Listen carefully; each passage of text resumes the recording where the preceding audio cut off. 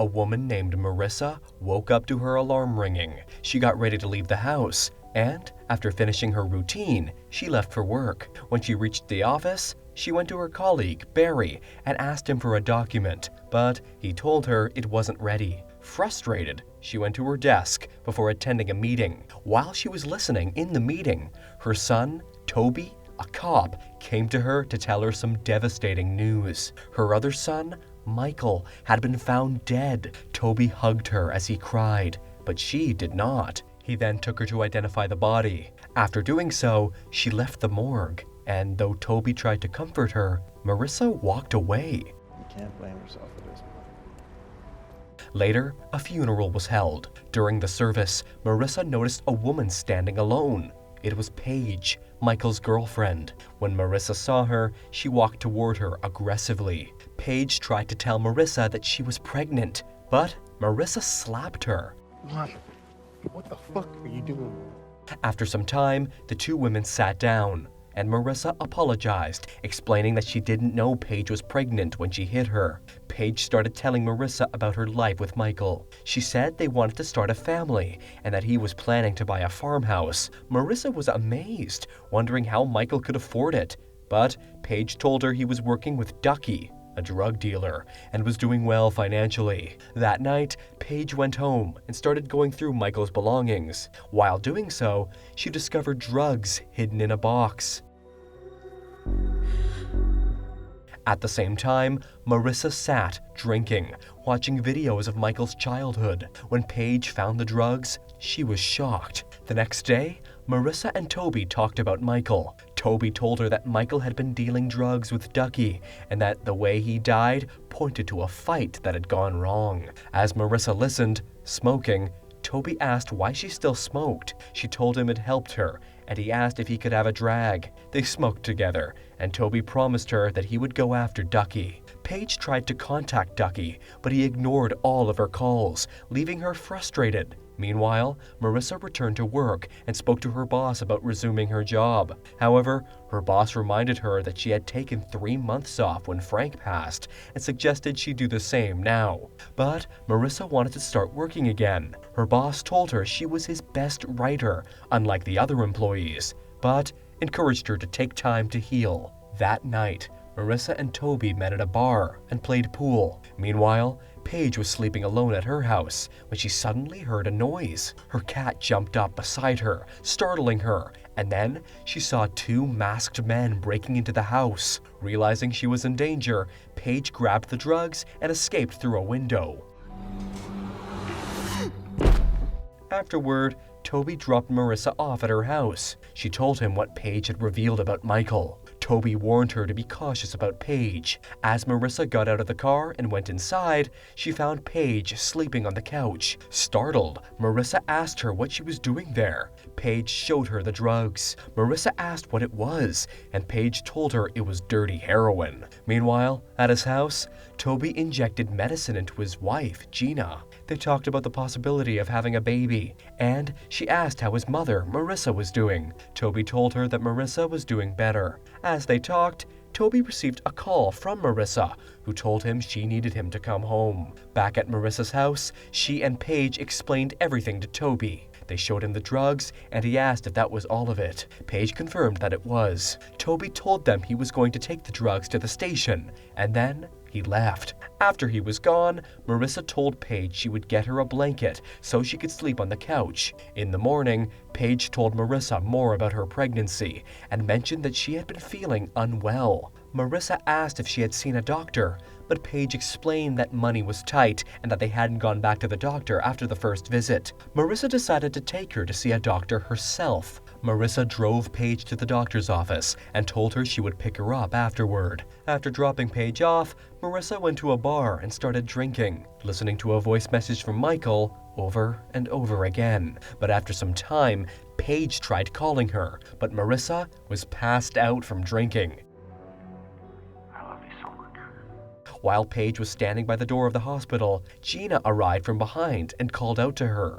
Gina asked what she was doing there, and Paige replied that she was there for the same reason as Gina. They began talking, and Paige asked what it was like to be married to a cop. They had a brief conversation about it, and Paige mentioned that Marissa wasn't coming to pick her up. Feeling bad, Gina offered Paige a ride back to Marissa's house. Marissa came home drunk, and Paige was angry with her because Marissa had promised to pick her up from the hospital, but failed to do so. In her drunken state, Marissa showed Paige a picture of Michael. Paige told her that Michael used to talk about Marissa, saying she was a good writer. Also, before she lost Frank, she used to be happy. They started looking at photos together, reminiscing. Afterward, Marissa decided to go to sleep, but Paige stayed up to research more about Michael's death. The next day, Marissa and Paige went shopping for the baby. While they were out, Paige kept texting, trying to get leads about Michael's case. Eventually, she received a message from a man named Jeremy. Excited, Paige told Marissa she had a lead, and they rushed to meet Jeremy. Jeremy explained that his grandfather had witnessed what happened the night of the murder, but his grandfather's memory wasn't reliable. However, he did recall that Michael had been running, trying to escape from people in a white van, and that's when he was shot. Afterward, they attended a support group meeting where a woman named Lori, who had lost her daughter, spoke about her grief. After the meeting, Paige told Marissa that she would walk home, and she did, while texting Ducky, trying to get more information. Meanwhile, Marissa offered Lori a ride. Once Lori was in the car, Marissa asked if she could interview her. Lori was skeptical, reminding Marissa that most of what she shared in these meetings was confidential. Marissa explained that she was asking as a mother, not a journalist, but Lori wasn't interested. Instead, she took Marissa to a supervised injection site where addicts could safely use drugs under medical supervision to prevent overdoses. Lori told Marissa that her daughter might still be alive if she had come to places like these. As they walked through the area, Marissa spotted Ducky among the crowd. When Ducky noticed her, he ran, and Marissa chased him through an abandoned truck yard. Suddenly, Ducky hit her from behind, knocking her down. Meanwhile, Paige went to see Gina, but no one was home. As she sat outside, Toby arrived and asked what she was doing there. Paige said she came to see Gina, and Toby invited her inside. Back in the abandoned yard, Ducky dragged Marissa to a secluded spot and demanded to know why she was following him. Marissa accused him of killing her son. Ducky denied it, insisting Michael was his best friend. He claimed that others were after Michael and that he had tried to protect him, but it hadn't worked. When Marissa asked who was after Michael, Ducky mentioned a man with a tattoo on his hand who had been following Michael in a white van. He said this man was the one who shot Michael. After their conversation, Ducky let Marissa go, and she returned to Toby's house. At Toby's house, Marissa found Toby and Paige and told them everything that had happened with Ducky. Toby scolded her for being reckless, warning that Ducky could have killed her. Marissa dismissed his concerns. Later, Toby went to the location Marissa had described, but Ducky was nowhere to be found. The next day, Paige received another message from Jeremy, saying his grandfather remembered something else. Paige followed the lead to an abandoned house, hoping to find Ducky. Instead, she found his dead body. He had unalived himself. Shocked, Paige approached the body to see if there was anything useful and discovered his phone. She checked the phone's history and copied down a suspicious number. Paige rushed to tell Toby what she had found. He tried to calm her down and left to make a call. Alone, Paige called the number from Ducky's phone. To her horror, she heard a phone ringing inside Toby's house. Following the sound to the basement, she found the phone that had been texting Ducky. While Paige was in the basement, Toby heard the noise and confronted her. He tried to explain what she had discovered, but Paige refused to listen to his explanations. Then, during their struggle on the stairs, Paige lost her balance and fell. Toby was shocked by Paige's fall. At the same time, Marissa kept calling Paige's phone, unaware of what had happened.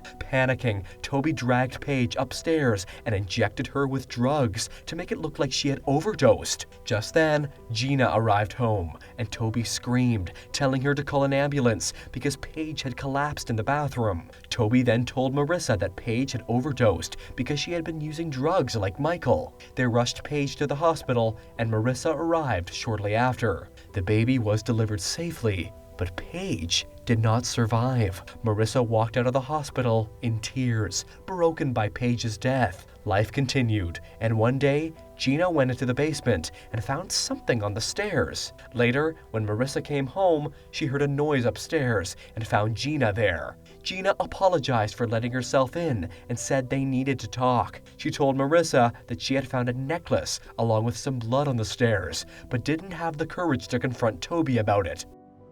I don't know if I could do it anyways. She asked Marissa to investigate on her own. The next day, Toby came to Marissa's house to pick up the drugs that Paige had been hiding from him. Marissa didn't reveal what she had discovered, but asked him about the drugs that killed Paige.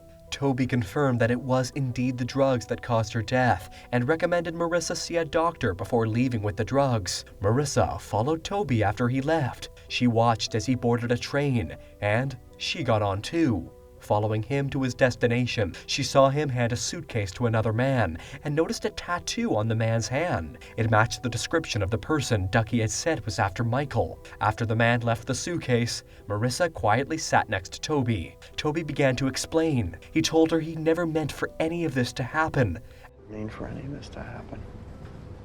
and then broke down, crying. He admitted that he and Michael had become involved in drug dealing and couldn't prevent Michael's death. Marissa listened to everything in silence, saying nothing. Afterward, she went to a bar, but only ordered water. She pulled out her laptop and began writing an article about her two sons and everything that had happened recently. When she finished, she took the article to her boss. After reading it, he told her to consider the implications of the article, especially what it could mean for Toby. He advised her to think carefully before publishing it and gave her a week to decide, handing the paper back to her. Back at home, Gina and Toby came by to take the baby for the weekend. After they'd take the baby, Marissa saw the article she had written sitting on the table. She walked over, grabbed a match, and sat on the couch, staring at the paper and a cigarette next to it. She struck the match. Don't forget to like this video and subscribe to our channel. Thanks for